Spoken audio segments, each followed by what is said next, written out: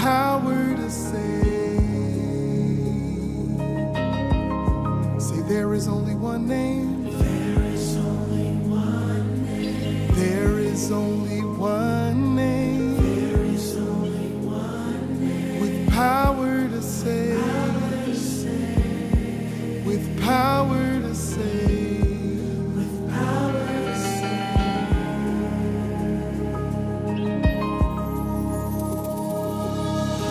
And our God is champion. He reigns forevermore.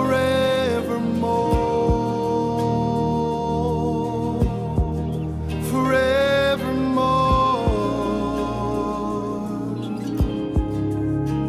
Say I. Praise God. Hallelujah. Once again, coming to you with the word of God. This is the first Sunday after Easter, the resurrection. And we are grateful to God Almighty for the sacrifice through his Son he made for our redemption and salvation. I believe Easter gave a clear message to all of us about the love of God, that God took our place and then paid a price he did not deserve. And because of that, we have come this far by his grace. And today, people who were despised and rejected are now called sons and daughters of God. We've been accepted into the beloved. We are a peculiar people, a holy nation unto God because of the sacrifice Jesus did on the cross. This morning, I want to share with you what I've entitled the word of God, the importance of God's word. Because all that Jesus did, how do we continue? How do we build on our salvation, our redemption? We only do that by the word of God. And I want to read a scripture from John, the gospel according to John chapter 1, verse 1. In the beginning was the word, and the word was with God, and the word was God. Now, John, the gospel according to John, is the fourth of the gospels. And is one of what we call the synoptic gospel. We have Matthew, Mark, Luke, and John. Now, when you look at you look into the book of Matthew, Matthew and Luke spoke about Jesus from his infancy. They spoke about Jesus right from his birth. But when you look at the Gospel of John, he began the narrative of Jesus differently. Whilst they were all talking about the humanity of Jesus, he spoke about the deity of Christ and said, in the beginning was the Word, and the Word was with God, and the Word was God. The emphasis is on the, meaning a definite article, not a word. The Word. Now, the Bible says, and the Word became flesh. And the Word became flesh. And we saw his glory. So when he spoke about the Word, he personalized it. The Word was being personalized. And we saw that it was in the person of Jesus. And so the Bible says, in the beginning was the Word, and the Word was with God, and the Word was God. So the Word is God. The Word is a person. And so John introduced Jesus, who is the Word, in 3 dimensions. And I want to go through these 3, and God's willing, next week, I will be dealing with the importance of the Word of God. And so we look at the first thing John said. He said, Jesus is the eternal Word. He is the eternal Word. He existed in the beginning. Not because he had a beginning as creature, but because he is eternal. Jesus is eternal. The Word is eternal. It doesn't have a beginning, but he began the beginning.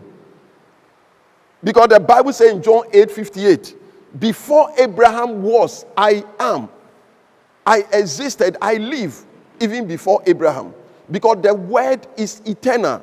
And so the Bible says he is the same yesterday, today, and forever. The word that works in the days of Abraham, that works in the days of Paul, that works in the days of Isaiah, is still working in our days. It has never lost its power.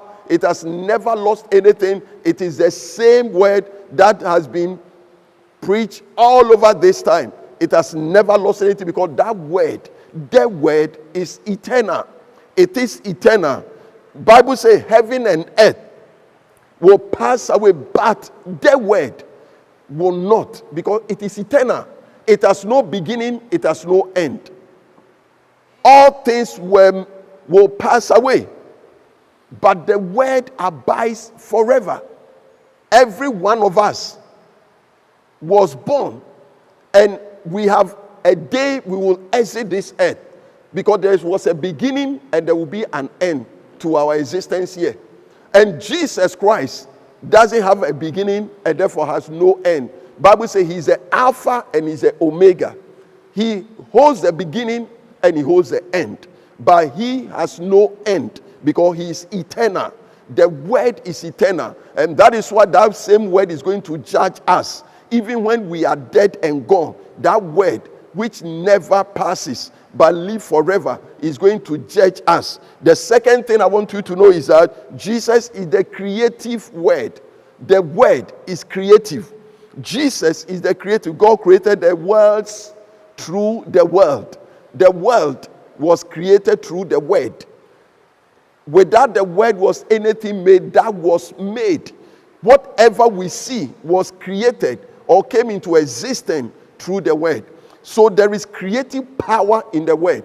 No wonder the Bible says you will speak and it will not return void, but it will accomplish, it will perform, it will bring into reality what eyes have not seen, because the word is creative. So Bible says he sent his word to heal and to deliver. There is healing in the word, there is creativity in the word, there is power in the word. Paul no wonder said, I am not ashamed of the gospel, the word. It is the power of God unto salvation. It's able to transform a sinner into a saint, because there is creative power in the word. So when you believe the word, it's able to change you, transform you, and make you into another thing, into the image of God. So there is creativity, there is power in that word of God. God created all things through Jesus, the word. According to Colossians 1:16, everything God did or made was through the word. The Bible says in Genesis chapter 1, God created the heavens and the earth, and the earth was void, that is empty and shapeless. And the Bible said darkness covered the earth, and the Spirit of God moved. And God said, when the word came into being, when the word was spoken, something happened to the chaos and to the emptiness of this earth. There was creativity, and God called light, and there was light out of darkness. So there's creativity in the word. God created everything we are seeing out of the word. So whatever you want to see, you receive it through the word. Speak the word.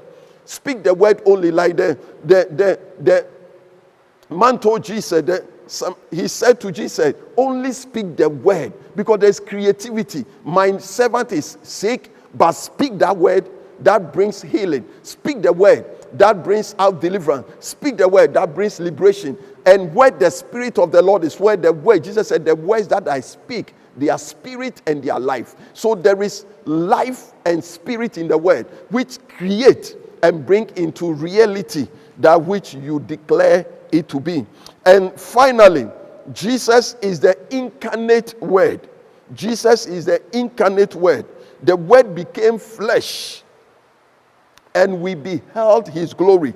Jesus was not a spirit when he was on earth. He was a being. God became man. That is what we call incarnate. He became man, and the word became flesh. The word was not an abstract concept of philosophy, but a real person who could be seen, touched, and heard. No wonder the disciples said that which we have seen and heard, because the word became flesh, incarnate. And so the word of God is not only spirit, it's also flesh. We can feel it, we can touch it, and that is why anything the word does, it can be seen, it can be touched, and it can be felt. No wonder the woman said, if only I can touch the hem of his garment, I will be made whole. And lo and behold, she did touch and she was made whole. Today, I want you to know that there is power of creativity in the word, and the word of God can become flesh. It means that what you speak can become tangible. No wonder the Bible says faith is the substance. The word of God brings into reality what eyes have not seen. And so if you are believing God for healing, it can become manifest through the word. It can be achieved through the word. Anything you are dreaming, you are expecting, you are perceiving, when you speak the word into it, it will surely make it flesh. It will become visible. It can be touched and it can be felt. And so if it's healing you are believing God for, a miracle, a breakthrough, a job, a promotion, I want you to speak the word over the situation. Speak the word, and that thing can become a reality. It can be seen, it can be felt, and you can give testimony to it. And no wonder the apostle said, that same Jesus whom you crucify is through the same Jesus that this man you see here has been made whole. And today, may you be made whole. May things work out. May the pieces be joined together. May dreams become a reality. May expectations come to pass as you speak the word. And as you allow this word to work, everything you are seeing in the realm of the spirit can become a reality in the physical by just applying this word. There is power in the word. There is creativity in the word. There is ability in the word. There is strength in the word. The word is eternal and also incarnate. And that word which you felt, that word which gives you expectation, which gives you dreams, can also make the same dream and expectation a reality. I want to bless you for taking time to listen to this, and God's willing, I will be coming to you next week with a continuation of this word. May God bless you, may God keep you, and may God guide and make you safe in every area of your life. You are blessed and favored. Shalom and peace to you. Amen.